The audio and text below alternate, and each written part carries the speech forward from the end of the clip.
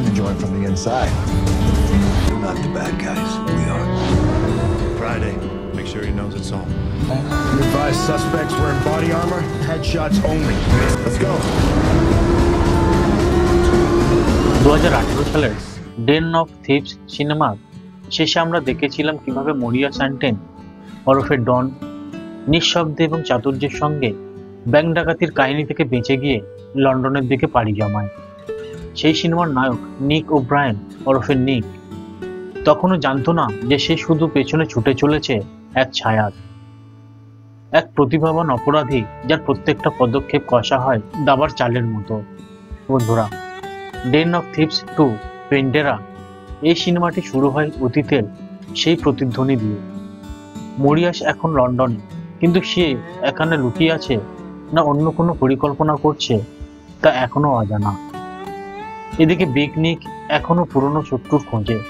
তার দৃষ্টিতে পৃথিবীতে দুই ধরনের লোক বাস করে, একজন পুলিশ আর একজন চোর।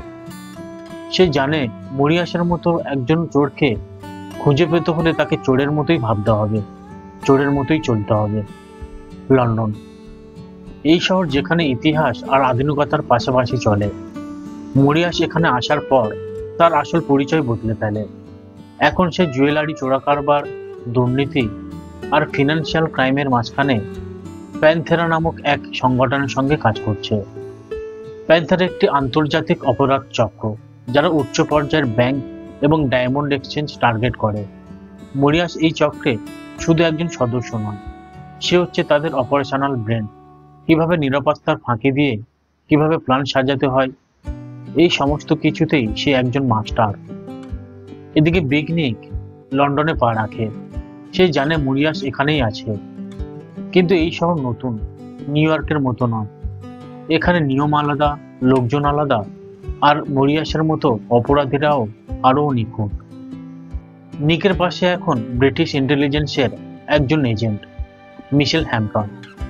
তারা একসাথে খুঁজতে শুরু করে প্যান্থেরার চিহ্ন। তাদের প্রথম ক্লু আসে এক ব্যর্থ হীরা চুরির কেস থেকে, যেখানে নিরাপত্তা ব্যবস্থার প্রতিটি স্তর কেটে ঢুকেছিল অপরাধীরা, কিন্তু শেষমেশ কিছুই চুরি যায়নি। মনে হচ্ছিল যেন কেউ শুধু পরীক্ষার খাতিরে এটা করেছিল। এই অধ্যায়ে সিনেমাটি আরও টুইস্টেড হয়ে ওঠে। প্যান্থেরা একটি বড় মিশনের প্ল্যান করে লন্ডনের সবচেয়ে প্রাচীন এবং সুরক্ষিত ডায়মন্ড ট্রেডিং হাব স্টোন হলে ডাকাতি করা, যেখানে শুধু হিরে নয়, সরকারের গোপন সোনা এবং কালো অর্থ রাখা থাকে। তবে এবারও মরিয়াস তার নিজের দলকেও সবকিছু জানায় না। সে ভেতরে ভেতরে একটি প্ল্যান করতে থাকে। বিগ নিক বুঝে যায় এই মিশনটা আগেরগুলোর চেয়ে সম্পূর্ণ আলাদা। সে মিশেলের সাহায্যে প্যান্থেরার এক সদস্যকে ধরে ফেলে। সেই লোক মুখ খোলে, আর এখানেই প্রথমবার দর্শক জানতে পারে মরিয়াসের আসল টার্গেট। এটা শুধু টাকা বা হীরার জন্য নয়, এটা প্রতিশোধের খেলা। এই ডাকাতি শুধু চুরি নয়, বরং সরকারের উচ্চ পর্যায়ের একজনকে ফাঁসাতে মরিয়াসের চাল। স্টোন হলের ডাকাতির দৃশ্যটি এই সিনেমার সবচেয়ে টানটান মুহূর্ত। পুরো টিম 3 ভাগে বিভক্ত হয়ে যায়। একটি দল ভেতরে ঢুকে সিস্টেম হ্যাক করে, আর একটা দল বাইরে নিরাপত্তা সামনে রাখে। আর মরিয়াস একেবারে গভীরে ঢুকে তার নিজের টার্গেট সিলভার ভল্ট খুঁজে বের করে। এই পুরো সিকোয়েন্সটি যেন টাইম বাউন্ড অ্যাকশন সিনেমার রিমেক। মিনিটে মিনিটে টেনশন বাড়তে থাকে, সবকিছু সঠিকভাবে চলতে থাকে, কিন্তু তারপরে ঘটে এক বিপত্তি। একজন সদস্য বিশ্বাসঘাতকতা করে। বিগ নিক আগে থেকেই প্ল্যান করে রেখেছিল মরিয়াসকে ফাঁদে ফেলবে। সে এবং মিশেল পুলিশ ফোর্স নিয়ে স্টোন হল ঘিরে ফেলে, কিন্তু মরিয়াস কি সত্যিই ধরা পড়বে, এই প্রশ্নটা রেখে যায়। বন্ধুরা, ঠিক এখানে সিনেমাটি এক বিশাল টুইস্ট দেয়। মরিয়াস আসলে স্টোন হলে ছিলই না। সে আগেই ফাঁস করে দিয়েছিল এক ভুয়ো ডাকাতির প্ল্যান, যাতে বিগ নিক ও পুলিশরা স্টোন হলে ঢুকে পড়ে, আর আসল ডাকাতি ঘটে একেবারে অন্য জায়গায়, ইন্টারন্যাশনাল গোল্ড রিজার্ভ নামে একটি সিক্রেট লোকেশনে। নিক বুঝতে পারে সে আবার মরিয়াসের হাতে খেলছে, কিন্তু এবার সে হাল ছাড়ে না। সে মরিয়াসের একজন ঘনিষ্ঠ সহযোগীকে ধরে এবং সব তথ্য বের করে আনে। বন্ধুরা, এই সিনেমার শেষ দৃশ্যে আমরা দেখি মরিয়াস তার লাভ নিয়ে পালাচ্ছে ইউরোপের আরেক শহরে। তবে বিগ নিক এবারও তার পিছু ছাড়বে না। এই সিনেমাটির প্রতিটি অধ্যায় পরিকল্পনার ছকে বাঁধা। মরিয়াস এবং বিগনিক দুজনের মধ্যেকার মাইন্ড গেম যেন এক টানটান দাবার খেলা।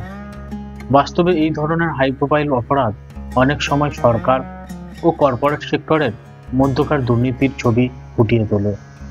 এই সিনেমাটি শুধু অ্যাকশন নয়, বরং পরিকল্পনা, প্রতিশোধ এবং মনস্তাত্ত্বিক সংঘর্ষের মিশ্রণ।